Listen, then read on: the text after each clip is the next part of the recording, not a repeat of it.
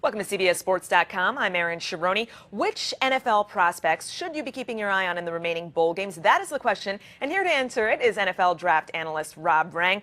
Rob, who are 5 players that we should be watching in what's left of this bowl season? Well, let's start off with the Rose Bowl, Aaron. I think, this year's Rose Bowl features grown man football. I mean, considering the toughness and physicality with which Stanford and Michigan State play. And, while there are several big names on offense, then the real NFL prospects lie on the defensive side of football. And everybody wants to talk about Stanford's Trent Murphy or Shane Scove or Michigan State's Darqueze Dennard, but, I really look at Stanford defensive end Josh Morrow as a player who is quietly one of the hottest names in NFL scouting circles. 6'6", 282 pounds.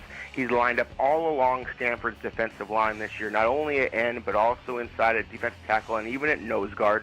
He consistently wins with power and tenacity. He's racked up 11.5 tackles for loss over the regular season, and unlike some of Stanford's other players, he projects well to both the 3-4 and 4-3 schemes. In fact, for teams using that 3-4 front, Morrow is earning a higher grade for some NFL teams than Trent Murphy, Stanford's All-American outside linebacker.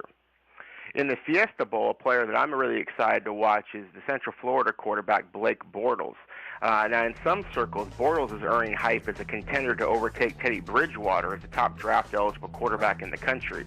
We saw what Bridgewater did when facing Miami, the most talented team he saw this season. I'm excited to see what improvements Bortles has made when he faces Baylor, a team that, of course, is known much more for its offense, but does feature several next-level athletes on defense as well. Bortles looks like a young Ben Roethlisberger at 6'4", 230 pounds, and the former prep tight end has the mobility and arm talent to project very well to the next level. With a big game here, I could see him deciding to leave early, perhaps going as high as the top 10 in the NFL draft. Of the Sugar Bowl, I'm most excited to see how Oklahoma wide receiver Jalen Saunders performs against Alabama.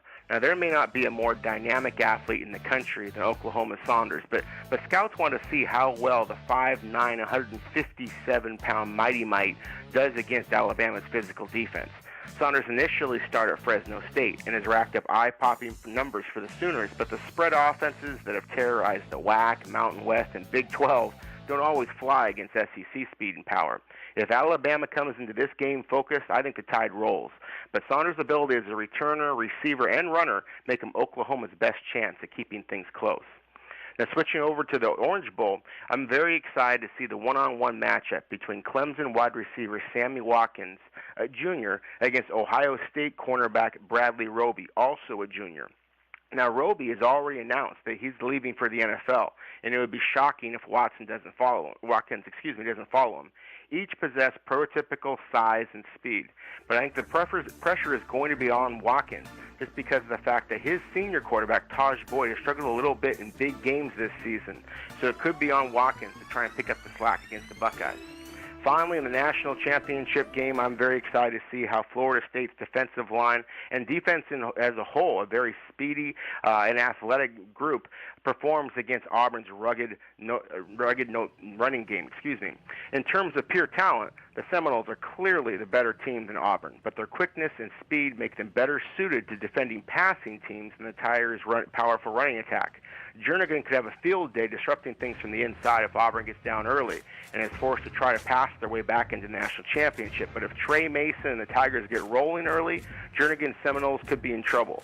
At 6'2", 294 pounds, Jernigan shows great burst off the ball, but he isn't a natural two-gap defensive tackle, which could open up some rushing lanes for Auburn to exploit. All right, thanks very much, Rob. And remember, everybody, your college and your pro teams may be done, but you are not. You can keep the excitement going all postseason long with our playoff challenge. Compete against 11 other owners to bring home the winner-take-all cash prize up to $2,000. See the rules and sign up at cbssports.com/challenge. That's all we got. We'll see you in the new year.